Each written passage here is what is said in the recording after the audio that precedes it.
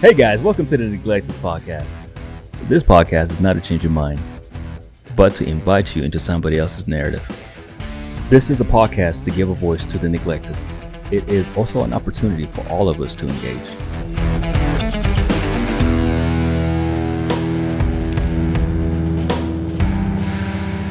All right, what's going on, everybody? Welcome to the Neglected Podcast. Quinn, thanks for producing and being here. It's been a while, man. It's been a while. City Church, thanks for hosting, and have a special guest today. His name is Lamont, and Lamont, say hey to everybody. How you doing? How you doing? It's good to have you here. We had a friend, I guess a mutual friend. She reached out and said, "Man, this guy Lamont, you need to see if he wants to be on your podcast. He's got just an interesting life and a story, and I think he'd be a good person to have on the podcast." So I reached out to you. We had a phone conversation, and you said let's do it, and we actually had to reschedule it because of the lockdown, the coronavirus, and social distancing. And now that we're getting a little bit more freedom in that, we can start doing the podcast again. So you're our first guest after that, and just appreciate you being here, man. Thank you very much. I've had a couple firsts lately. This is awesome. This speaking thing is taking off for me. Is it good? Well, there's an open mic venue that I do. Yeah. And they started a new venue, and I was the first poet that they had for that venue, starting that new series that they're hoping to carry on further. So I thought that was awesome. All right, cool. We'll talk a little bit about your poetry, maybe towards the end and what you're doing, now these days and stuff. Okay. But at the beginning of the podcast, I always ask our guests, help paint a picture of what it was like for little Lamont growing up, man. What was the neighborhood like, the family dynamic, and where you were living and stuff? How was life like for you? Okay. I was born in Brooklyn, New York. My mom and dad, they're from the country. My mom's from DeFusky, my dad's from Hilton Head Island. So it's really crazy that between my mom and dad's side, Spanish Well is my mom's side of the family. Bagall over by the airport is my dad's side. So between the two families, everybody on Hilton Head is kin to me. So I can't ever go over there and look for a girlfriend. She has to be a totally different race or something. I promise you it's crazy. But I got to spend time traveling back and forth between Savannah and New York after my mother and father broke up. And then I started flying down to Miami to go see family down there, her brothers and sisters that moved down to Miami, and spending summers in the country with my other family members, both mom and dad. So I had that kind of quaint childhood growing up where I got to do cool things like that, even though I grew up living in the projects, because I lived in Fred Wessels, Garden Homes, and East 32nd Street, right between Price and East Broad, which used to be called Hazard County. Yeah, here in Savannah. Okay. Yeah. All right. Well, let's unpack that a little bit. Are your parents still both alive? Did you have a good relationship with both of them when they separated when you were growing up, or what was that like? No, both of my parents are still alive. I'm blessed that way because a lot of my friends have lost their parents recently, and I don't know that loss or that hurt yet. And I'm bracing for that day that I have to. But my dad, he was a good guy. He's a good guy in the fact that I can't ever say that my dad didn't keep track of me. Like my mom would move and leave no forwarding address or anything. And at some point, my dad would just pop up on the doorstep one day. And he lived in New York still, in Brooklyn. So it was the craziest thing just to be walking to the front door to go answer the door. And Daddy? And he was there. And he showed me love. He always let me know I was loved. And he didn't exclude me from things or leave me out when he had the opportunity to bring me into it. And I am his oldest child out of 10. And my mom's, on my mom's side, I'm the middle child and the only child. She had one before me, one after me, and neither survived. So I get to be the oldest, the oldest, the middle, and the only child. Oh, well done. Yeah. It's pretty impressive. Well, if you go by Freud, I'm a little schizo for that. I guess we can get into that a little bit later too, if that's true. What about life in the projects? You said you grew up in the projects, and how did that mold who you were growing up? I grew up at a time when we still had Caucasian people in the projects, because even though it's predominantly black nowadays, it was originally built as housing for the wives, sisters, and mothers of soldiers that had gone off to serve in World War II. And, we weren't allowed to move in until the Civil Rights era. So we had a diverse culture in the neighborhood. And I would go play with my neighbors up the street, Matthew, that ran down through Hurricane David, a Category 5 storm when it hit Savannah, to bring me and my grandmother a candle. I mean, could you imagine a little white boy running down the streets of Fred Russell's projects, no shirt on, just some shorts, no shoes, in the middle of a hurricane, full blast, and he brings us this big red candle that my mother actually still has from my grandmother to this day. Wow. And I'd love to find that dude, because he was a good friend. And it was before all the violence and the drugs and the gang stuff started here in Savannah, at least. So it was a real different community. It was community. You knew some of everybody, and there was still a good chance that if you got off the school bus acting fool, Miss So-and-so could tear you up before you got home and be making phone calls so that when you got home, there was a belt waiting to receive you when you walked in the door. And, it was one of those things where you could still tell a parent that their child was wrong, and the parent actually listened to your side of events to understand what's going on, instead of like it is today, where they jump on you automatically. My child ain't wrong. Don't be talking about my child. You didn't raise a saint. You got a child. Children are cruel. So was there diversity in the school you were going to, or was it just reflected in your neighborhood?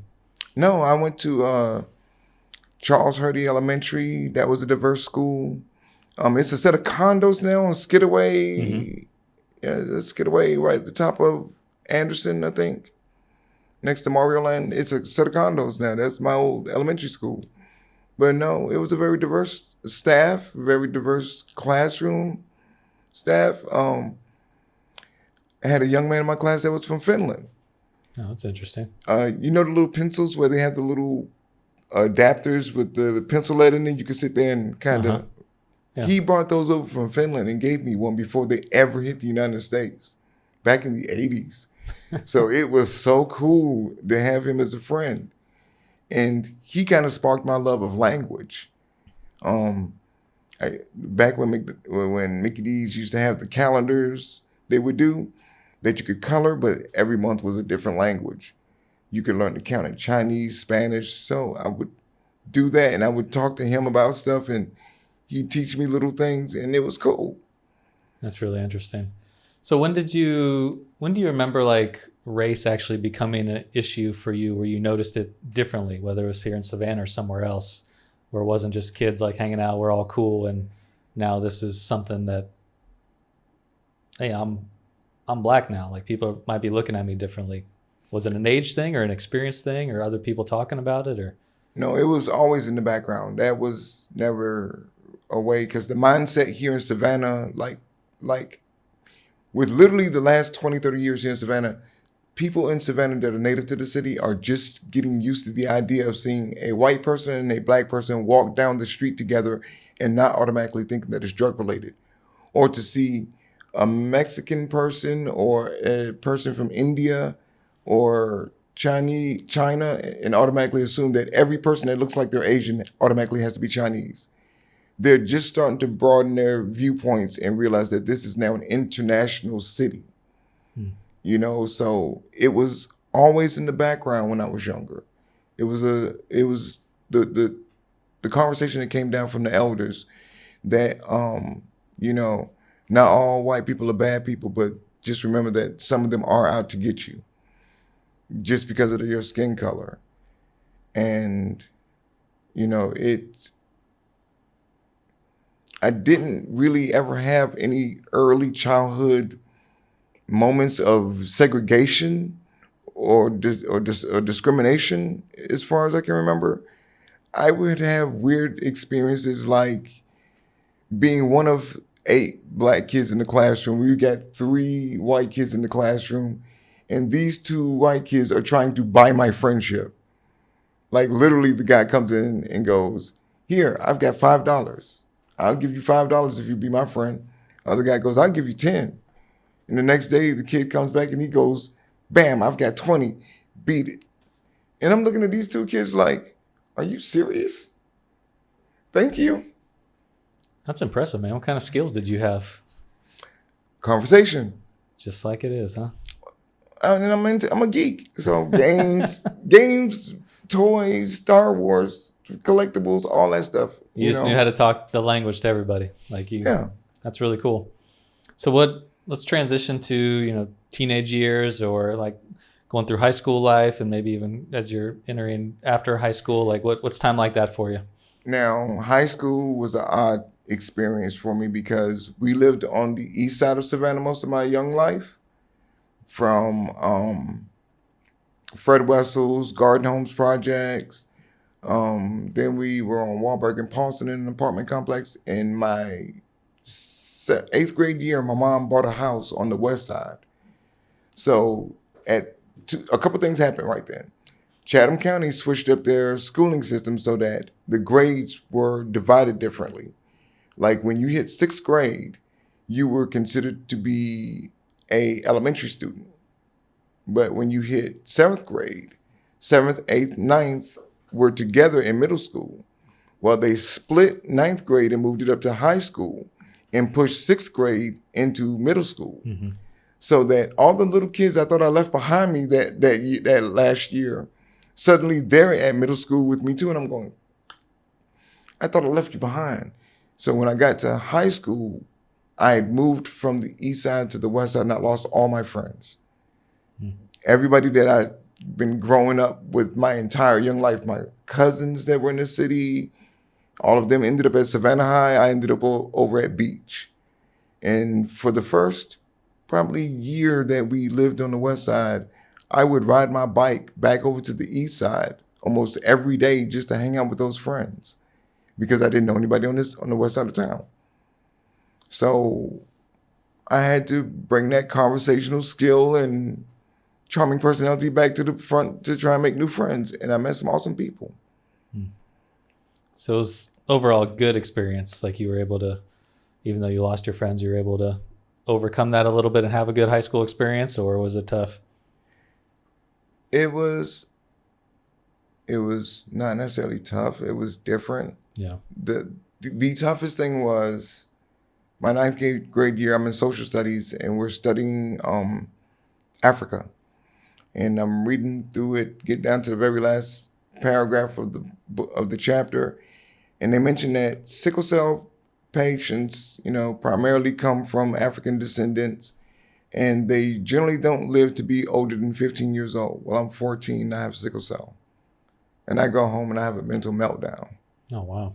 And I just break down and cry for a couple hours actually about it and had to pull myself together. But when I pulled myself together, I kind of went into a very nihilistic viewpoint. Like, what does tomorrow matter if I'm going to die anyway? Because of sickle cell, I'm not going to make it to be 14. So I started kind of walking around with that, not necessarily death wish, but at the same time, I didn't really care. So I was prone to doing all kind of crazy little stunts or whatever my friends would suggest, I'd be right there with it. Even if it was something that could possibly get us killed, I was right there with it just because my mind said, well, sickle cell's going to kill you. Well, how often did you have to go to the hospital when you had sickle cell growing up? My mom was a stickler about the whole hospital things and medical bills, and she ain't got no money. She's a single parent. So there was a personal rule that existed in the house, which was you have to be sick 2 weeks straight for me to take you to the hospital. Wow. So for me, dealing with my sickle cell when I was young was a lot of being in bed, drinking Gatorade and eating chicken noodle soup and being rubbed down with liniment. Green rubbing alcohol with some herbs and stuff mixed in it that smells really, really terrible. Mm-hmm. But it clears your sinuses real well. Not bad. And that would be the treatment. And wrap my legs up or my arms up, whatever was hurting, with some ace bandages. And so I had learned to deal with pain on a whole different level when I was young. Hmm.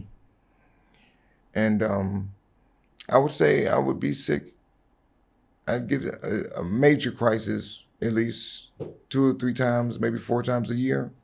Like blood transfusions kind of stuff, or not that quite? It probably did need it, but like I said, my mom you wouldn't take didn't me get to the it. hospital. Yeah. If it didn't last longer than 2 weeks, then I didn't end up at the hospital. And one of the things I can remember is being put in the hospital one time because I was sick, and finding out later that the reason I was put in the hospital is because I was a picky eater, and I was actually put in for malnutrition because I refused to eat my vegetables. And that set off a crisis and put me in the hospital for a while. Hmm. And it played a part in high school because the school counselor worked with me and the Sickle Cell Foundation and the Board of Education, and they basically gave me a free pass, whereas my days absent from school wouldn't be counted against me. Yeah. So I'd get homeschooled sometimes. I could go to my teachers and get my extra my classwork I missed. So of course, being a kid, I'm gonna sit there and take advantage of this Yeah, that's one. not bad, man. Dude, I would do this number here. I'd walk in the homeroom class, look at my teacher and go, "Hey, Ms. Bowens, I'm not here today." That simple. I'm not here today. And I'd go to the classes I wanted to, or that I knew I needed to, gather that work, and leave campus by lunchtime. Man. Did anybody else in your family have it? Or has it? Yeah. Okay, so my full name is Lamont Bryan. And I had a cousin whose name was Edward Dwayne Bryant. And the anniversary of his death is actually coming up real soon. It's all right, man. That was my twin. That was, out of all my cousins, that was my cousin. Mm-hmm. And I got a call from his sister in May of like 2014, 2015. Like 2:00 in the morning, she just said, "We lost Dad." And I didn't have to ask any deeper, "What you mean we lost Ed? Where's he at?" No, I knew what she meant. Mm-hmm. But to hear the story that she had to tell me behind it made it that much more tragic. He died because he went to the ER for a sickle cell crisis. They gave him some medicine that was already in his profile that he's allergic to, pain medicine. And he went home and he stopped breathing. They sent him home and he stopped breathing. And his wife is performing CPR on him to try and keep her husband here with us. And then his sister comes in, she's a doctor, and she's performing CPR on her brother in front of his wife, knowing that her brother's gone. Mm-hmm. And it was, like I said, that was my twin. His name was Edward Dwayne Bryant, and we wanted to be architects, and we were going to draft blueprints together because he was a draftsman, and I picked up draftsman skills when I went to Savannah Tech. And we just talked about it, like not even 30 days before he died. He can't. Sorry, man.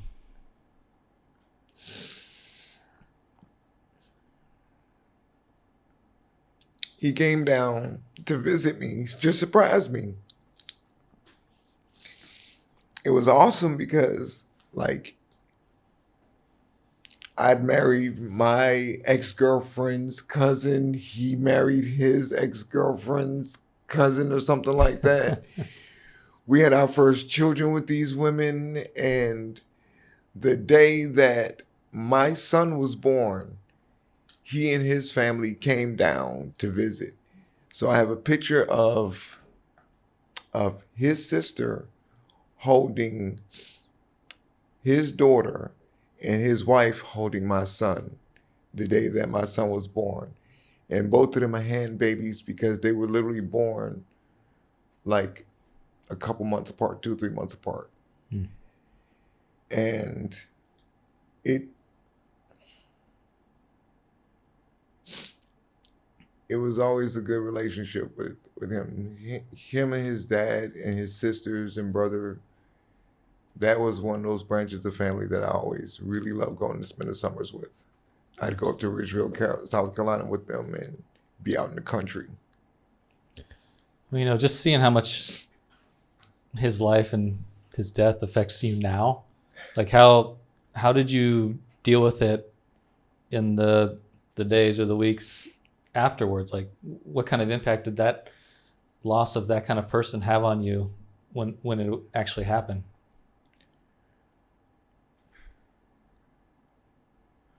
I was dealing with a lot at that moment. Living with my girlfriend, we just had a baby. So here I am at 40 odd years of age. And my oldest child was 17, and now I have a newborn. And then the fears of something happening to me started to creep in, and the paranoias and the worries. So now I'm trying to do stuff to prepare or trying to deal with this overwhelming sense of urgency. Like, this isn't just urgency. This is immediate. You have to do something now. And all of that led right up into the story that brought me here. So in actuality, I still really haven't had a chance. I haven't really unpacked everything about it, I guess. I mean, that's clear by... Yeah, obviously. It's still work in progress.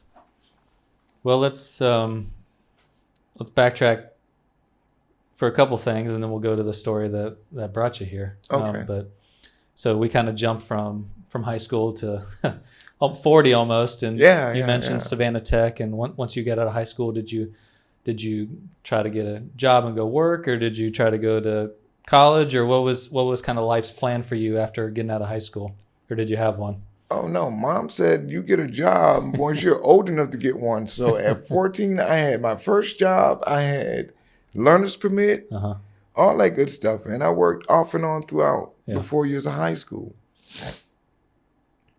The plan was this. I was going to go into the Air Force with one of my best friends. We were both going to go into the Air Force. And I go out to Travis Field, and I take the ASVAB, and I do the physical. I got a faster time than everybody. I lifted more weights than everybody. I did more reps than everybody. And I get to the end of the finish line of the course, and I'm breathing hard. And I walk up to the doctor, and he opens my medical file, and he closes it right back. Yeah. And he said, "I'm sorry, son. Based on the fact that you have sickle cell anemia, you are disqualified from military service. There's some orange juice over there. Go have a cup, get it, and catch your breath." Mm. And I came home from that in meltdown number 2. Yeah. Like, my mom was home. My mom was working 2 jobs to take care of her family, me and her, buy this home, keep her car.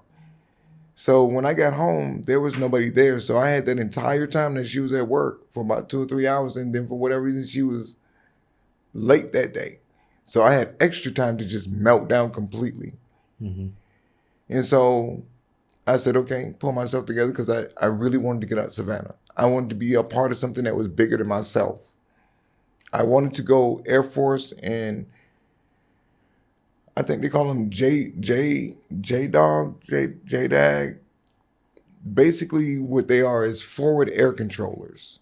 Mm-hmm. And some of them are also forward field medics that go out and they're right there with the SEALs and the Rangers in the thick of things, way ahead of the main body. And, I had James Bond fantasies growing up. I'm sorry. I wanted to be the spy who loved me. But I decided that I was going to go to Savannah Tech. So once I got that little bit out my system, I went straight, registered. And the way that it rolled out was that because as smart as I also was a bit of a daydreamer and also didn't really care because the work was too easy in school. So I ended up in summer school every year after 9th grade. Mm. And I graduated out of summer school. So that means that when everybody else graduated in June, I graduated in August. And from August to September, I went straight to Savannah Tech. I didn't take a break.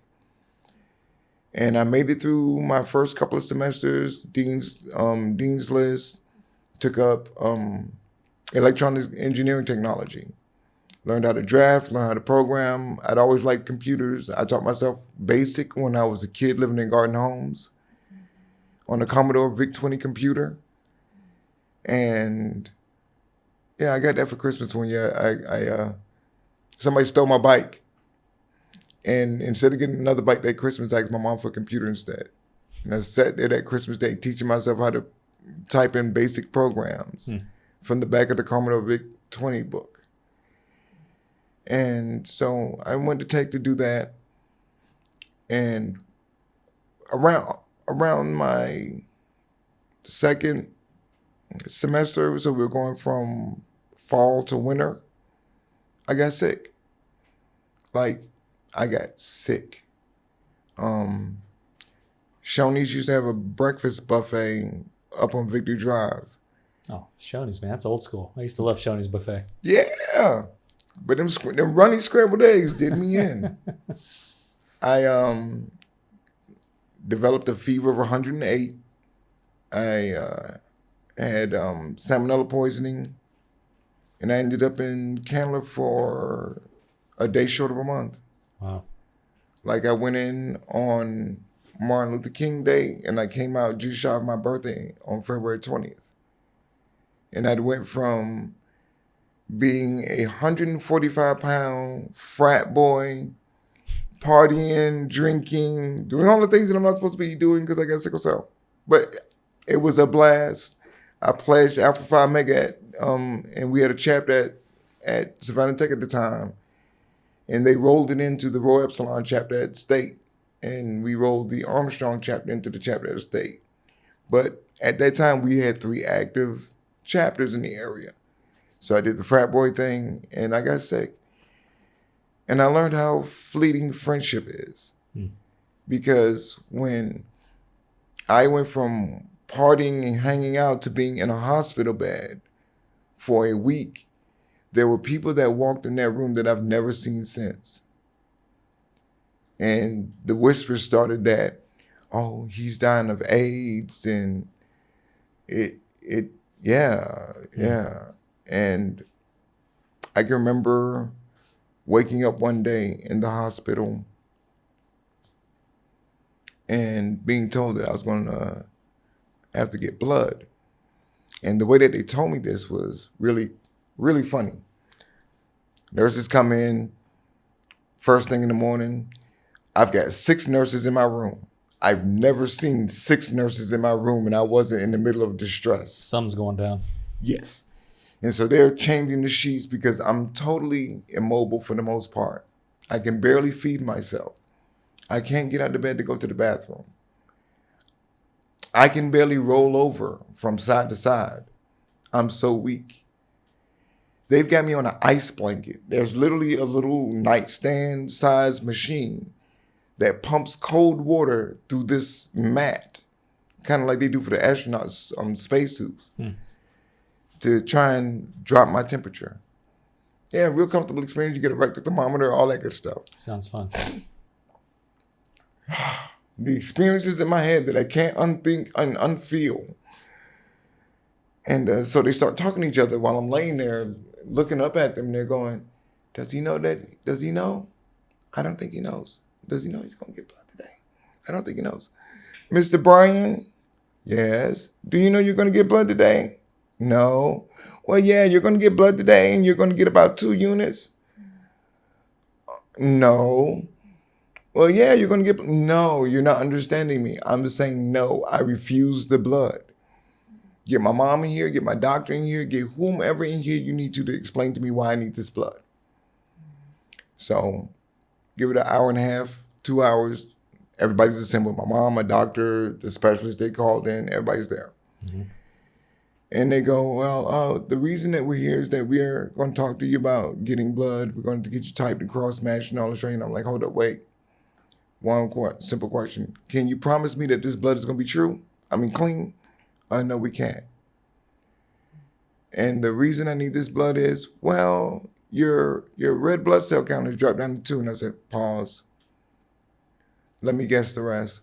My red blood cell count has dropped down to 2, which means that the red blood cells, there aren't enough of them circulating through my body to carry oxygen to all my cells, especially my brain, which means that I will start shutting down on a systemic level, body-wide, and end up slipping into a coma and not waking up. And you're like, how'd you realize that? I paid attention in biology. What you mean? So there I am at 19 being faced with, do you take the blood now, hope that it's clean, because they hadn't come up with the definitive test for AIDS for the blood system yet? Or do you refuse the blood and die now? So take it, possibly die later. Don't and die now. So I accepted the blood. Yeah. And there's a lot of stuff they don't explain to you about this whole exchange of body tissue and fluids and stuff. It changes your personality. You inherit some of the knowledge from the DNA of the other person. That's crazy. I'm not saying you're crazy. I'm just saying that's crazy. I have cadaver bone in my right hip. No, my left hip. I have cadaver bone in there. The donor smoked. I didn't really smoke like that. Like I would pose with a cigar. I was a poser. Got a cigar hanging out the corner of my mouth. Yeah. Just doing it to look cool. Yeah. Yeah. But I never really inhaled. After that, yeah, I'm a smoker. Wow. And I've read some articles and some papers about it that yes, certain traits of donors have popped up in the recipients later. So you're 19, going through all this chaos, and then you giving all this blood, like you mentioned, your cadaver bone, like you feel like you're not even fully who you were before, or it's confusing, and that's just a weird time, man. And feeling like nervous about life and death decisions, literally what your life is going to be like. My mom, I was sitting there during one of these situations where the doctor's explaining what's going on, what's being done. And I watched my mom's eyes glaze over. And I realized that she's no longer present in the room. The message is completely gone over her head. And I realized then that I had to take care of my health care. I had to take over control and inform myself, learn, and teach myself what this man is talking about, because mama doesn't know. Yeah. And it's not her job anymore. It's my job. So after I have this event where I'm in the hospital for a day short of a month, they release me, send me home. My right shoulder swells up to the size of a grapefruit. It's hot to the touch, burning. Mom drops me off at the ER, says, hey, I got to go to work. I'm the only one here paying the bills. You got to deal with this yourself. By the time they called her that afternoon around, that was 7 o'clock in the morning. By the time they called her that afternoon at about 3 o'clock, they were rushing me into emergency surgery. The salmonella infection that I had the prior month got into the shoulder capsule that I cracked because the nurses would ask me to pull myself up in the bed and I'd reach over my head and do this with the rail and pull myself up. Now it's an infection in the bone. Oh, geez. That's no good.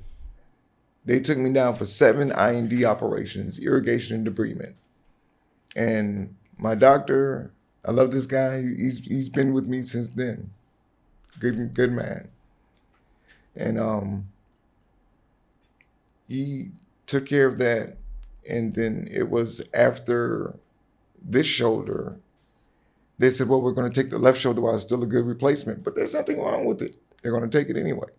So then both shoulders are gone. I've got this shoulder been replaced because of the damage, because of the infection and the amount of bone and stuff that they had to remove from it. So I walked around for almost 2 years with this arm in a sling before they deemed that the infection had stayed out of it and was gone and it was safe to be replaced. Meanwhile, they already replaced this one. Then my right hip. How do you walk around without a shoulder? You keep it in a sling. You keep the arm in a sling. So there's literally no shoulder bone? There was no complete shoulder bone. So there's like something else that's temporary or just nothing there? I'm feeling my shoulder right now. Like that bone is gone? Like at that point in time, they'd gone in and removed bits and pieces of it. So the shoulder bone, the shoulder joint was in pieces. So there's a bit of bone carved out here. Wherever they had to sit there and carve out dead bone. Oof, that's nasty, man. That's so tough. I have a scar on the back of the shoulder and I have one on the front. And these scars have been opened multiple times within a week. They did this. And then they replaced the right shoulder to be a complete replacement while it was still good. My right hip got, my left hip got infected with the salmonella poison. And again, it popped back up in my left hip. Sent me at the Medical College of Georgia. They did a core decompression to try and remove the dead bone and leave the divot there to heal on its own and hope that the bone grew back and regenerated. And it didn't. While that hip was going through that problem, the right hip collapsed totally out of nowhere. So at 20, 21, 22, I'm walking around on grinding bones, looking like an old man with crutches and canes and walkers. It's like the prime of your life too, like that age. I can remember when Sam's was still open over on Ogeechee, being in there sitting in a wheelchair. I'm in line getting ready to check out. And this guy just walks up and stands right here in front of me. And I realized that how much things under our eyesight we ignore. Whether it's the homeless person laying on the ground, the handicapped person in the wheelchair. And it's not necessarily that you're being mean. It's just out of sight, out of mind. And that was one of those experiences that made me go, okay, you know what? I'm not going to look down on people like that. I'm not going to just assume that it must be something they did to be that way. Oh, how poor you. You know, people get sympathy and empathy mixed up. Like I was saying, I still have my parents. So when I'm talking to someone that's lost their parents, it's you're trying to be nice to say, I'm so sorry. But you're still saying, I'm so sorry for you. Yeah, you don't know yet. You know, you want to talk about divorce. You want to talk about going through operations. You want to talk about having car accidents, having children. You can talk about all that stuff. I can empathize with you because I've been there, done that. Mm-hmm. And you mentioned 2 children. Is Yes. that the only 2? I only have 2 biological. Okay. And I think what you said was like there's about 17 years apart. Yes. Now, do they have any sickle cell or any of the health things where they pass down from you to them, where they have to deal with any of those kind of things that you have to deal with?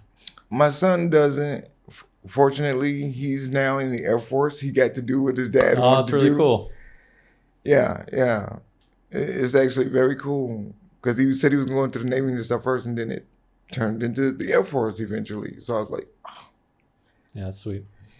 Do better than your father. Go do the things I didn't do in my life. Be better than me. Don't be me. Be better than me. And my daughter, she has the trait, and she does have some. Doctors will tell you that there is no active pathology behind sickle cell trait. It doesn't do anything. They're lying. They don't know. They don't have sickle cell trait. I see my daughter do the same thing I used to do when I was a kid. She'll be running around playing, and she's overdoing it. She'll come back and say, Daddy, my leg hurt. Mm-hmm. Daddy, my knee hurt. And she cries and she can't sleep. So I have to give her some Tylenol fever reducer plus pain relief. And she goes to sleep. Make her drink some water. She feels better. I can remember having the discussion with my son's mother when she told me that she was pregnant with him and that she couldn't remember if it was her or her twin sister that had the trait.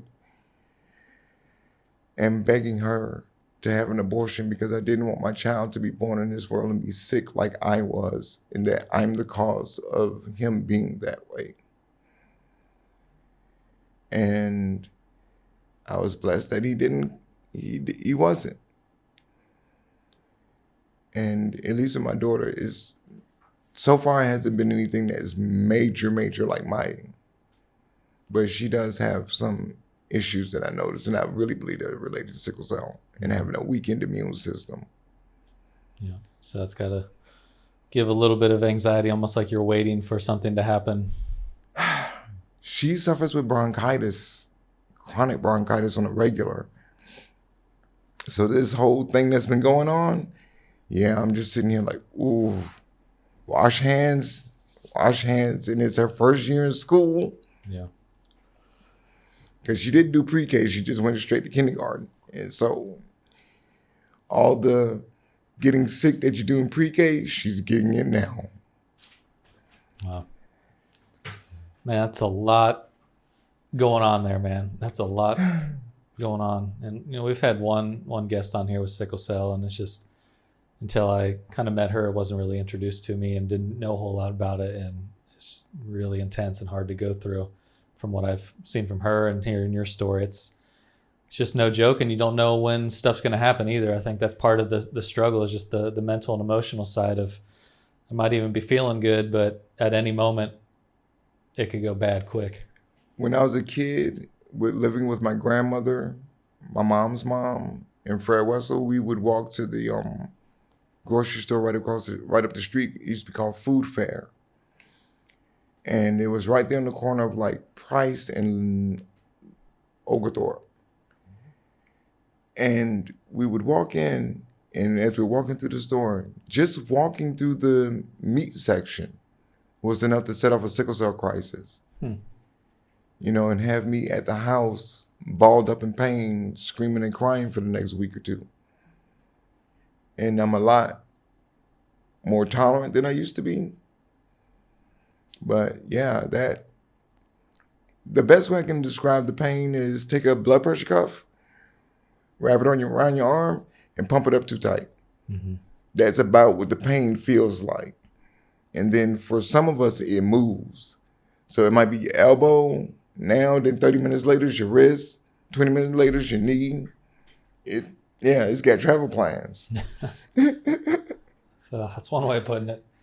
Oh man, that's tough stuff. Well, I do want to get to the kind of the story of originally why you were even kind of suggested to like, hey, talk to Lamont about this kind of experience he's had. So I want to kind of jump ahead to something you've been facing with over the, pretty recently as well, like some of your recent life experiences and particular event, and however you'd like to describe it or kind of present it to us. It's up to you.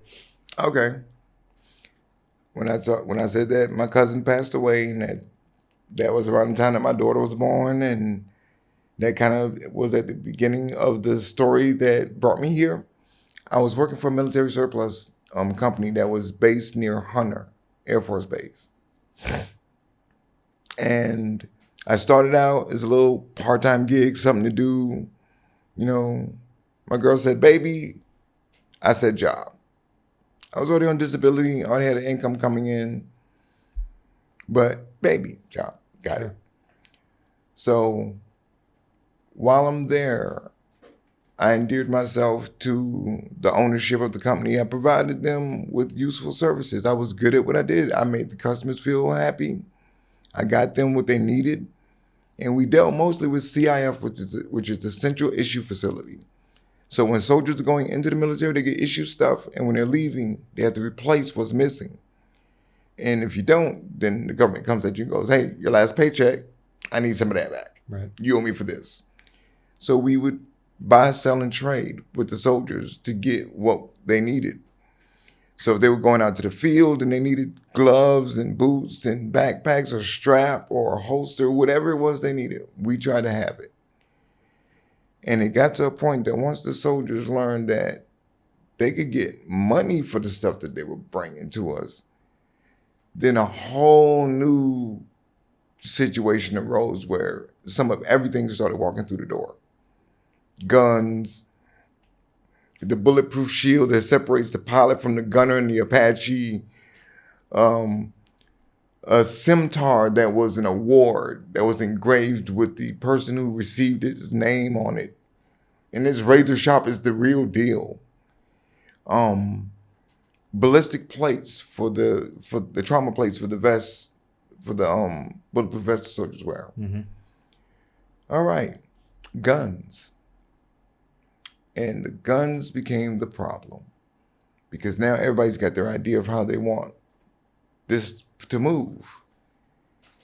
And the owner was being given, advice from over here, advice from over there. This person's been doing it for a while. Oh, this person says that you can sell it without a license as long as you don't sell this too many guns, or you can keep all these guns as long as you say that you're part of your private collection. And it was a bunch of bad advice that led to a situation where his wife jumped on my daughter's mother in the store. A physical altercation in the front of the store, broad light on Montgomery Street, right down the street from the gate. The MPs are right there. And she dove on my daughter's mom because she did not want those N-words behind the counter. Even though I was the one that was the store manager, allowing your husband to have time to spend with you after he's made all this money today, because I'm making these great sales. You came in for a pair of boots. Well, you know what? Your boots, yeah, they're shot, but you smell like J12. You smell like jet fuel, man. When's the last time you bought a new Kim suit? We got one in the back right now. I know it's normally like what, $400 or $500. We get it for $250. I upsell. That's the upsell.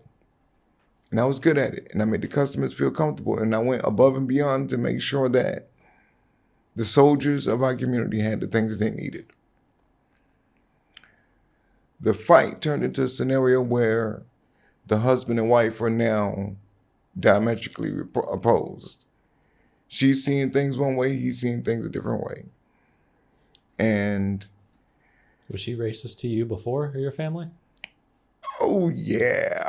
Okay, so this, at least that kind of language feelings weren't new.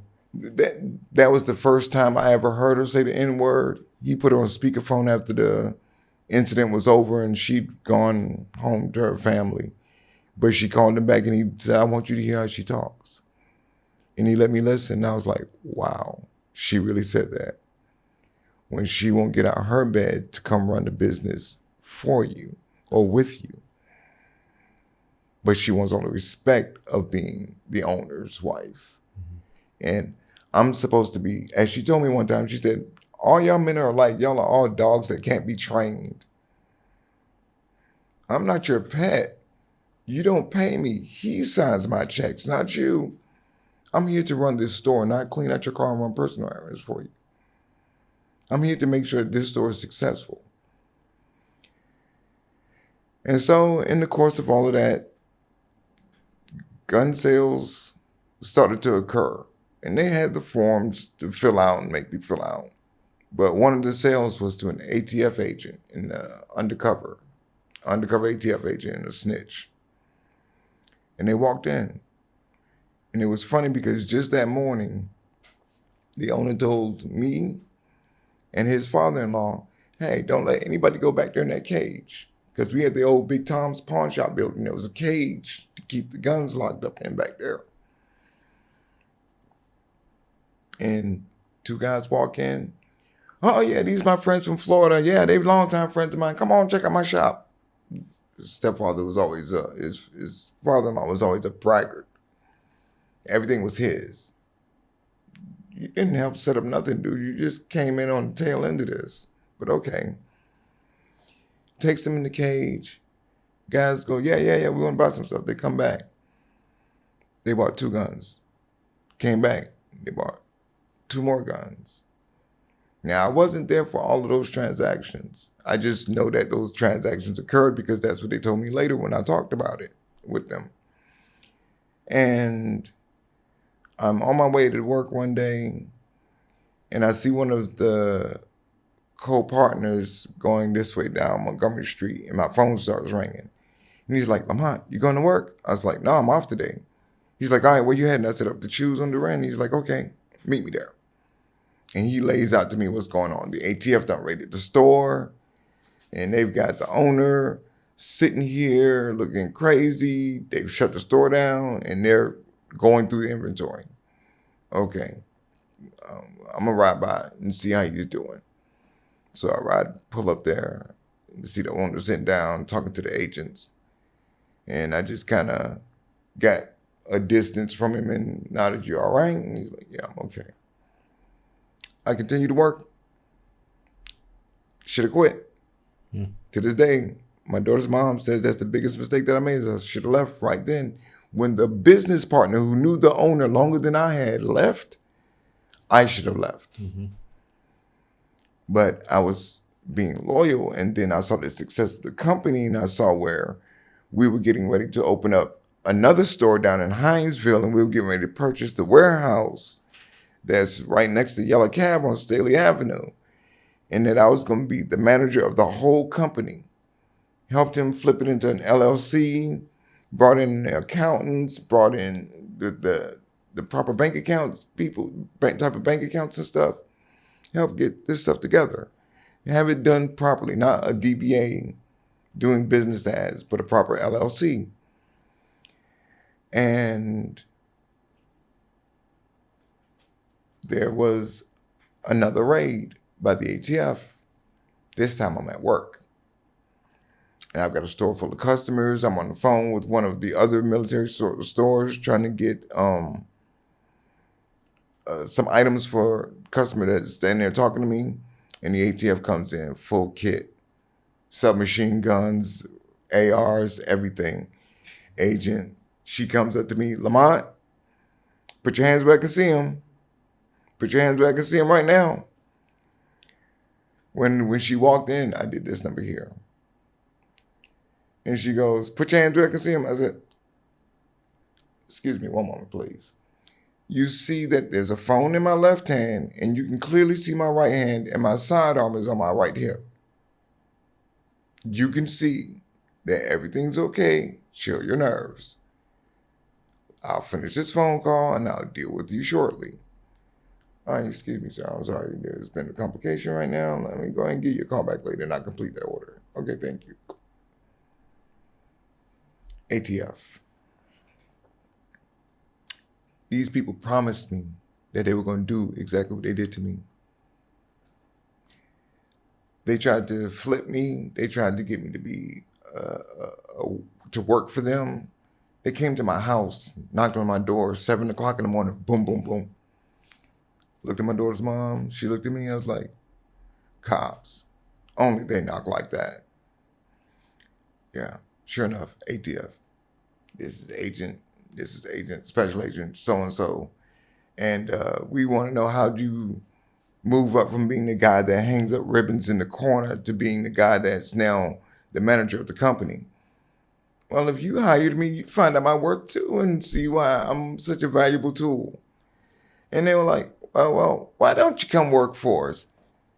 You ever work for the police? It doesn't work out very well for you in the end. Well, you never worked for us. I'm sorry, you're just bigger police. Okay? Look where we're at. We're in the middle of the hood. If you had anything significant on me, we wouldn't be having this conversation on my porch. We'd be having it downtown. You wouldn't come to my house politely.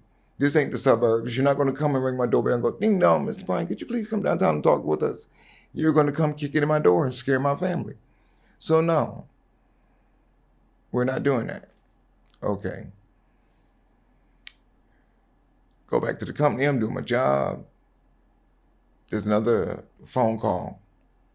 Somebody said the owner was coming from one of the other facilities that he owned. And he goes, there's a bunch of cops up at the warehouse and I can't get anybody on the phone. What do you think should happen? By this time, he's already been arrested. He's already been arrested for selling guns without a license. He got a lawyer. Lawyer told him to get all the guns at the place. Anything that's supposed to disappear needs to go away. At some point during this process, guy comes in. He has a bag. He goes, I heard you like interesting things. I go, sure, I do. I've had a great day. I've seen a lot of interesting things. You'd have to do a lot to make me get off this purse string right here. And he shows me what's in the bag, and I look in the bag. Boss, you got to come see this. No. That's above my pay grade. You got to see this for yourself. 15 minutes. Okay. He said he'd be here in 15 minutes. Guy says, okay, I'm going to leave. I'll be back in 15 minutes. Exactly 15 minutes, military precision. They both walk in the door. I go, oh, cool, great. Boss, this is the guy that you need to talk with. You, this is the boss. Okay. They talk. They come to an agreement of sorts. And the boss pulled me aside and he goes, what do you think about what you saw? What I saw in the bag that I now know for a fact, according to what the court paperwork and everything says, is that those were non-high explosive, dual purpose, 40 millimeter grenade rounds that somehow got loose from the custody of the military chain of custody and fell into civilian hands. The person that brought them had on a uniform, but his rank wasn't his rank. Because there's nowhere, they have a black dot rank. It's a cadet, I think. There's nowhere cadet is going to have access to those kind of rounds. And what I learned as I got out of my incarceration was that those rounds are so illegal to possess that they can only be possessed by a U.S. soldier in an active theater of war. So it's almost illegal for the cops to possess them as evidence in my situation. Mm-hmm. Okay? So, I told him, I said, look, if you ever thought that a school bus, a mosque, the gate at Hunter might go up because those things walk back out the door, I mean, you got people you know in the military that you could help get this back into the hands of the military. Because at the time we worked close with the MPs, with CID. We worked with them, helped them get together soldiers that were doing a little too much. And so they came to an agreement. They came into the possession of the company. They disappeared. When the fight broke out with his wife and my daughter's mom, later they reappeared in that warehouse on that day that he's riding past and the cops are at the warehouse. The agents are at the warehouse. Mm-hmm. And so I go there as the manager for the company. I'm checking on the well-being of my employees because I can't reach them on phone and I need to know what's going on. Come right in. First thing the agent does, oh, how you doing, Mr. Bryan? Yeah, let me ask you a question. Do you know what these are? They look like grenade rounds that I've seen in game Call of Duty. Or do you know if they're real? Now, see, that's the problem. I've never been in the military. So if you give me a bullet and put it in my hand, I never shot a bullet before. I don't know how much it weighs or is supposed to weigh. And we've got resin casts, cement casts, demilitarized rounds that look just like that. So outside of those dummy replica rounds in a video game, that's all I know about those. Well, we found 9 of them, and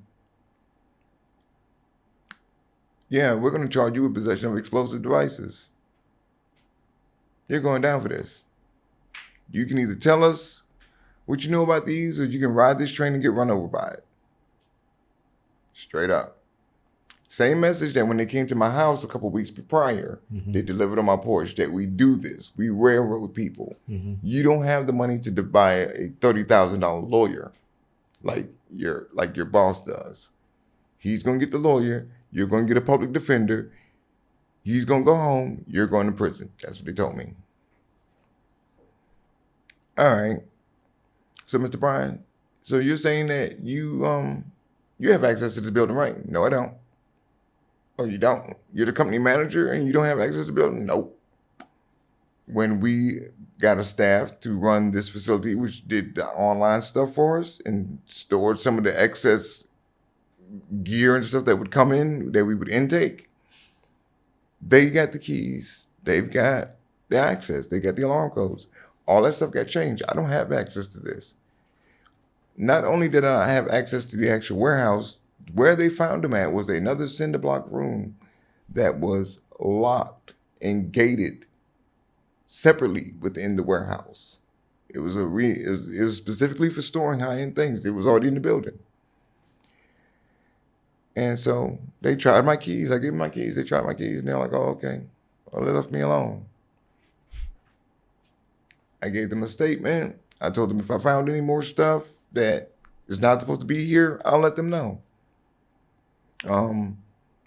Storage unit full of guns. Gave that to them. Storage unit full of ballistic plates. Gave that to them. 15 years for each gun. 15 years for each ballistic plate. 160 guns, 180 plates, I think it was, somewhere around there. It totaled to 2,260 years that they charged you for each individual item. That's what they were going to slap me and the owner with. And did they? They slapped the owner. They bound it down a little different. They did it like, okay, selling guns without a business license, that's 10 years. Possession of explosive devices, that's 15 years. And possession of ballistic plates, that's another 15 years. Well, we'll work the deal down. Since you haven't had any priors, you don't have anything else on your record, they gave the owner 9 years. He was a former Ranger, the oldest to ever make it into Ranger school. He did his time in the service for the country. He was an actual example of the American dream, that you can come from a foreign land and come to America and have something. He worked in Brazil, saved up the money, and caught the bus from Brazil to America, washed dishes at a pizza joint, and taught himself English by watching TV and cartoons. Mm-hmm. And he was a really good guy with a really big heart. He just had some of the wrong people in his corner, and he took advice from some sources that didn't necessarily have his best interest at heart. Did he end up doing time? Yeah, he's still there. I think he'll be coming out. He should be due for parole next year. Next year, yeah. Because that'll be 2015, 16, 17, 18, 19, 20, 20. Yeah, so, yeah. Cool. They gave him 9 years, so they gave him 9 years and he gets 2 off total. So you only had to do 7. Wow. So then the question everybody's going to be wondering is like, what happened to you? Because you were adding up all these years, and obviously, even with the lesser charges, it's still a ton of time. And here you're sitting here right now. All right. So here it goes. They picked me up on Pula Parkway, June 29, 2015. I've got the families with me. I'm picking up my daughter's mom from work. We're heading home. I have a busted tail light. Somebody told me that I had a tail light out, and I had the money in my hand to go get the tail light, and I was just, I don't want her waiting out in the parking lot too long. It's already dark out here. I'll stop by Walmart and get the bulb for the tail light. And there was a cruiser sitting right there at the Shell gas station on the corner of Tanger Boulevard and Pula Parkway. As I go by, he got right behind me, followed us on down, pulls me over, runs my license and everything, comes back, he goes, we have a SPD officer that wants to talk to you. I go, okay, give me his number, I'll call him. You wouldn't by chance know what it's about? Could be about one or two things, but I'm thinking it's probably got something to do with this last job that I had. He's like, yeah, well, okay, we'll try and call him. Well, they say he's out of state. He's out of state. So you have to come with us. All right. My daughter's mom, she has no driver's license. She can't drive. I'm teaching her how to drive, but she doesn't have a driver's license, so they're not going to let her take the car and drive home with the children with a busted tail light at night. Mm-hmm. So now we've got to find a way to get you a ride to get home, get y'all a ride home. And I'm trying to help conduct this from the backseat of a police cruiser at this point. They were kind. That officer, that Pula PD officer, he was actually a real gentleman about everything. He let me take off my knife. He let me take off my sidearm. He wasn't real jumpy about anything. He handled it very professionally. He was a cool dude. I wish I remembered his name. But they took me down to Carl Griffin to the Chatham County Jailhouse and just kept me under the impression that once this other police officer is contacted, things will get kind of cleared up and we'll find out what it is about. Well, they turned me over to SPD. SPD hands me 9 warrants for possession of explosive devices. I'm sitting there in a holding tank. One of my customers from the military surplus store is in there with me. British guy, special forces, real cool. He was a trip. Super speeder law caught him, but he's out the next day. I'm still sitting there. Into the next day, I'm still in the holding area. So 2 days in booking because the jail's overcrowded. Finally, I meet a lawyer. Lawyer says, yeah, quick story, 5 minutes. Okay, well, I'll be down to you'll see me when you do the video court. They call my name, take me in front of a TV screen. There's the judge, there's the lawyer, there's the prosecutor. I just met this lady, like for 5 minutes in a loud holding cell of Chatham County Jail. Like, she's supposed to defend me.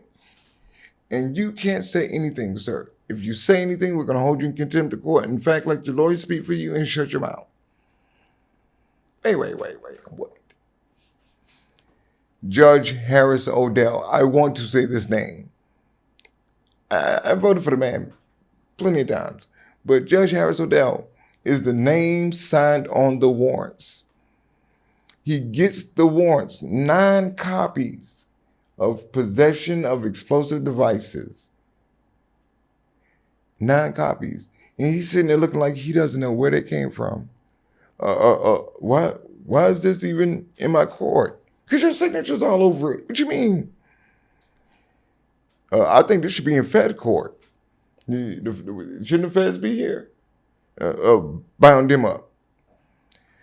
So at that moment, I found out that there's no bond for explosive charges. You just have to sit.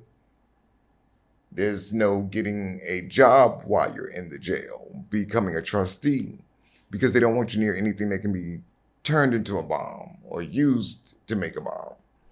So no bleach, no ammonia, stuff like, no. Mm-hmm. They don't want you near none of that.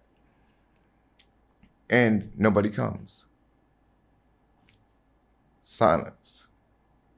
For the first month and a half, 2 months, silence. I'm waiting on the lawyer to come. Oh, she's no longer going to be the representative because they bound it up to state court. So now I got to wait for my state attorney up here. Meet him, great guy. He's like, look, I'm looking at the charges. They're not going to prosecute you on these charges. They can't. They didn't find it in your house, on your person, in your vehicle. And they didn't find it in a building that you had access to. Mm-hmm. Okay? So they can't do anything with it. I'm like, all right, cool. He said, yeah, don't worry about it. You're going home. Okay? He said that in July. I got called to court in August. They bound my case up again and passed me over there. Like, look, somebody's not here. This agent is out of the country right now, and we need him for his part of the testimony. They sit there, and they make me sit from August to December. I finally hear from my federal attorney. Man. She came in, great spirit, great vibe. We still actually talk to this day. And she's one of my biggest cheerleaders. I love her, Laura. And we are walking through this thing, and she basically explained to me that here's the deal. The deal is this: you can accept a plea bargain for lying to a federal agent. That carries a year time on it. And I'm going to work for getting you time served since you've already been sitting here in 10 months. Mm-hmm. And because they give you credit for a day or 2 days at the end of every month in the federal system, it comes out that 10 months in the county jail equals 1 year in the federal system. So the worst that might happen is that you'll have to go up the road to prison, to federal prison, be booked into the prison, receive your prisoner ID number, and then probably stay there for maybe a week or two and be on the next bus smoking back to Savannah. You'll probably be home before May. You accept the deal. All right, meanwhile, mother's getting sick. Little girl just turned 2, and daughter's mom is freaking out, and she's going to leave and take the kids and I'll never see her again. World coming apart. In jail. 10 months. Mm-hmm. That's December. Don't hear anything from my federal attorney until somewhere in January, heading into February. And once the federal process started, it was 1, 2, 3. She came in, said, hey, we're going to have you arraigned on this day. They're going to come get you, take you down to the federal courthouse, get you arraigned, and we'll get this handled. I get to the federal courthouse. They fingerprint me, book me into the federal system. I'm arraigned and booked into the federal system. I go down to the courtroom, sit there in front of the judge. We've already made the agreement that I'm going to take this plea deal. Get up. Judge says that, okay, you knew what these items were. Well, no, Your Honor. He has no military service, so he didn't know what these items were. Okay. So that's something that they struck from the language of the deal. Then they turned around and they said that I knew what they were when I purchased those rounds for the military surplus company that I worked for. All right. So you think that I'm just going to take this man's money and make a large decision like this without any input from anybody else? That I just had that kind of power at the company? Right. No, it didn't work that way. So that had to be structured and changed in the deal. And then we get to the part where you knew about this. We got to change it around. So the deal came down to I provided false information to a federal agent and that I should have known better, essentially. Is how they came around to it. Mm-hmm. But I find out that a federal prosecutor is allowed to lie on you during the pretrial proceedings so that you spend your entire trial, if you choose to take it that direction, fighting their lie instead of your truth, proving your truth. Because the situation was if I didn't take the deal, then they were going to charge me with the same thing they charged the owner with, which was selling weapons without a business license, Yeah. possession of guns, possession of ballistic plates. And those plates that go in the vest, each one is like harboring a fugitive, 15 years for each one, just for having a plate. What they don't tell you is that when some of those soldiers are getting out and they have extra plates, they're saying, they'll go, well, here are all the plates I got. And they'll go, we don't need those. You've got 10 plates on your list. All 10 are accounted for. Those 5 are yours. I'm going to go be an IT specialist. What do I need with plates? But those are yours. Mm-hmm.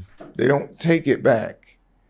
But then when we went to court about the situation, the federal government used the argument of this. You stopped us from having the ability to claim our product by you taking possession of it. You stopped our process of us doing what we normally do with them. Mm-hmm. I had met CID agents. I had met DCIS police. You know, you see NCIS on TV. DCIS is the Department of Defense's Criminal Investigation Services. Those are the guys trying to make sure whether or not you have a Scud missile in your backyard or if you're charging too much for a toilet seat to the military. I got to meet former Rangers that are now working with DCIS so that these people kick doors part-time and then they come and arrest you and might kick your door part-time. Yes, stuff's messed up, man. So how much time did you end up having to do after you went to the federal court? Did you have to go back and serve any more time, or was it all done after that? The judge, at the day of my arraignment, the federal judge said, time served, and you have a $10,000 OR bond on recognizance. As long as you behave yourself and stay out of trouble, you're good. You don't have to pay the $10,000. You don't get that in the federal court. They don't do you like that unless it didn't have anything on you in the first place. Mm. But as they told me, because they didn't like my mouth, they didn't like the way that I spoke to them, that they were going to do this to me. They do it on the regular. And there was nothing that I could do about it. I went back to the county jail and, okay, judge said I could go home today. Cool. Chatham County held me for another week and a half, almost 2 weeks. I'm sitting there bugging the guards. At first, I wasn't bugging the guards about it. I was like, well, they'll let me out when all the paperwork clear. Then it was like over the weekend and the holiday hit at the same time. I was like, okay, I got to wait for that. So now I'm going, wait, it's been almost a week and a half. And I'm like, dude, I've got the paperwork right here. Please, sir, please take a look at this. I'm supposed to be gone. I was released by the federal judge. I took the deal. Chatham County can't prosecute me on those charges. They ran explosive charges through recorder's court. They dragged me through the entire system. Jeez. Recorder's court for speeding tickets and stuff like that. They took me to state court, then they took me to superior court. Then they held me until the feds came in. The feds took over and took me to court. And they went on ahead. I accepted the deal, and they cut me loose from their side with 3 years supervised release, 3 years unsupervised release. So I would just report to them over my phone on the tablet once a month. Mm-hmm. And every so often, my probation agent would call me in, take a drug test. And Chatham County held me for almost another 2 weeks after the feds had already gave me the OR bond and let me go. And finally, one of the guards that was real, he was a real good guy, Mr. Johnson, old school brother. He would talk to me and teach me things and, just make observances about the way I behaved. And he went and he checked for me. And next thing I know, they were calling my name. They took me around to the little video courtroom, had me sit there, And I would look at the TV screen, and there's my attorney, and okay, what they gonna say? Yes, Your Honor, we choose nolo prosecute. Hey, nolo process. They're not gonna prosecute on the charges. Mm-hmm. Cool. It still took them another 2 days to let me go home. Dragging you. Oh man. And for the longest, I once I got out, of course, went and thanked some people, meet some people, and share with them how much I love that they supported me and helped me out. Let them know I was home, and started trying to reclaim my life. Well, let's take it from there a little bit, because we have to close down here in a few minutes. But man, I just quick follow-up questions to all that. It's like, how did you process all that, and how are you working through it even to this day, of kind of the effects it had on you personally, being in prison when you shouldn't have been all that time, and what it did to you and your family while you were gone, and trying to get work and mentally getting through it all? Like, how hard has it been from experiencing all that? It's been difficult because at first all I could get was little temp agency jobs because I was still on papers and I still had to report and all this right here. And last year I went through the Chatham Apprentice program, Step Up Savannah United Way, which is how I met your friend that referred me to you for the podcast. Yeah, it's a good program. They've done a lot for me. Yeah. They made that made a difference. I got the chance to go back to their when I went through their program. I found out the skills that I lacked. I found out how much I didn't know, and how much has changed in the employment industry, job seeking industry. How different things are done now. The verbiage and the way that you need to dress and the different interview processes. And they brought me up to speed on that. They gave me the opportunity to practice and polish my skills and to meet with people that were in the industries, in logistics, in hospitality, that could tell you how to get a foot into those industries. And they helped me obtain a decent job. I was making more money than I'd ever made per hour on a job before. I started to get written job offers for $20 an hour. I was like, $20 an hour? $20 an hour? Hold on, let's do the math on this. Dude, that still only comes out to like $36,000 to $39,000 a year. That ain't no money. We need to get more money. So you mean you need a job paying more than $20 an hour? Or else you need to kill yourself. Okay, that's just too much there. So my family is still going through the shocks of it, because right now, at this moment, I just learned last night that my daughter's mom is planning on taking the children and going to Ohio.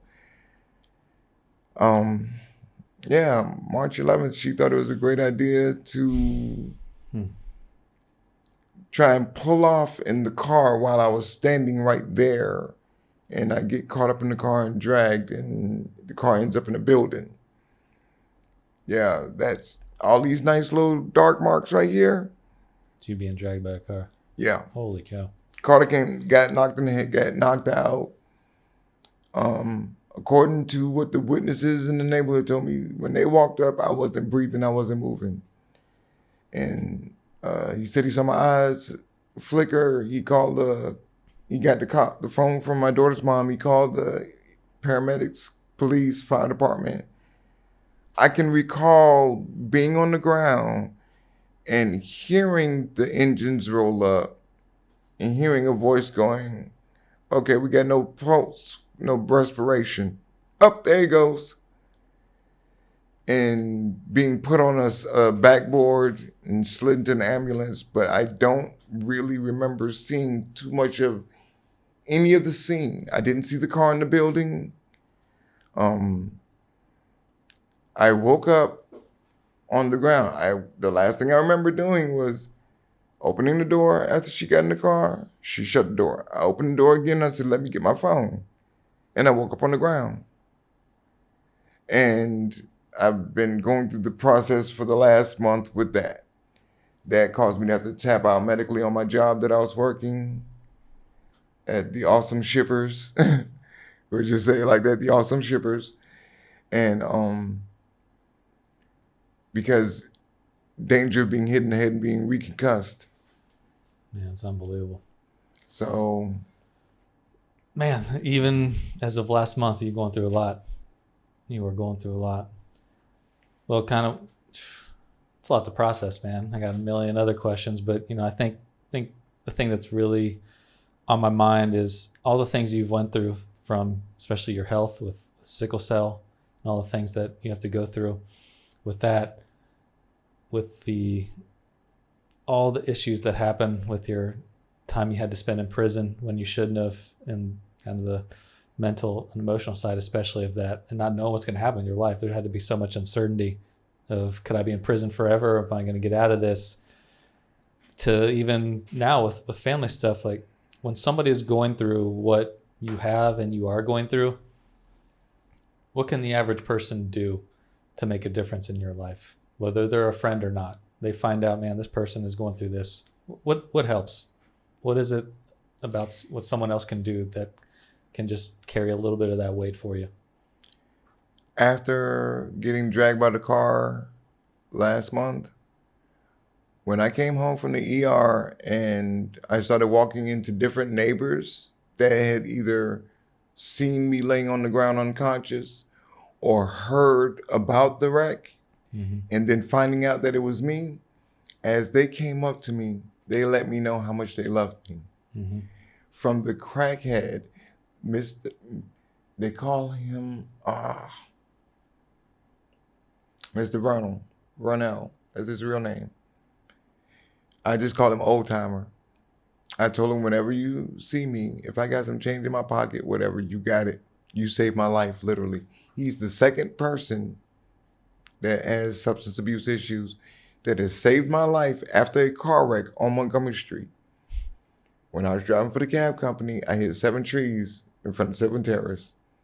And I have a steel plate in this side of my face. That's why this eye is off seeing what they want to see. And the lady that ran the laundromat, Miss K, used to have an issue, and she was one of the people that pulled me out of that cab that night. So I've been shown love. They let me know that they're glad I'm still around. One of the neighbors walked up and grabbed me and hugged me a couple of days later and cried and told me, don't I ever scare him like that. He thought he lost me. And these are people that I just walk by and go, how you doing? What's up, man? Talk a little bit. To find out that my neighbors loved me that much and I made that much of a difference being in my neighborhood, just being the person that I am. And getting the chance to talk about this and have people understand that it's real. I always believed in the letter of the law. I always thought every dog gets his day in court. And when I'd be sitting there watching the news and people, they're talking about their stories and he was in there for being falsely accused of something. Yeah, man, you know you did it. That used to be me. And now I'm finding out that it really doesn't take that much for you to get there. It really doesn't. It's harder to stay out of jail now than it is to keep a job. It's really harder to stay out of jail now than it is to keep a job. And don't judge. Take your time. Listen to these people. I don't care how dirty they might look. I don't care how out their mind they might look. If you take your time sometimes to listen to them, you'll be amazed that a broken clock truly is right 2 times a day. And that you can learn anything from anybody if you're willing to listen. All some new knowledge should cost you is a little bit of attention and time. That's all it should cost you. That's really good, man. Well, I appreciate your vulnerability to share all the stuff that you've went through with your health and with your kind of the criminal process and all the things that you've been through with family and the pain you've experienced. And it's not easy to share. I know you were willing to share, but it's still not easy to. And especially for anybody out there to listen to it, because we have no idea who's going to watch and listen to this. But I really believe it can make an impact in other people's lives, whether they've gone through something you're going through, or just they might know somebody that's going through, and now they have an opportunity to see it and help someone else that's been through some of the things you have. So I appreciate you being here, Lamont, and just thank you. And thank you for the opportunity. I did an open mic event one night at the Sentient Being, and I told this story, and it was called 2,260 Years. And when I got through giving that version of the story to the crowd, people came up to me and they let me know that, wow, that's a lot. Dude, you got to keep telling this story. Let people know that stuff really goes down like this. It really does. And it just takes somebody not having their paperwork in proper order. Yeah. You know? It's amazing. Well, again, thank you for being here, man. I really appreciate it. Quinn, thanks for producing. City Church, thanks for hosting. Thank you very much. And appreciate you all being our guest on the Neglected Podcast and listening and watching Lamont's story. Then, thanks, man. Have a good one. Thank you. Peace.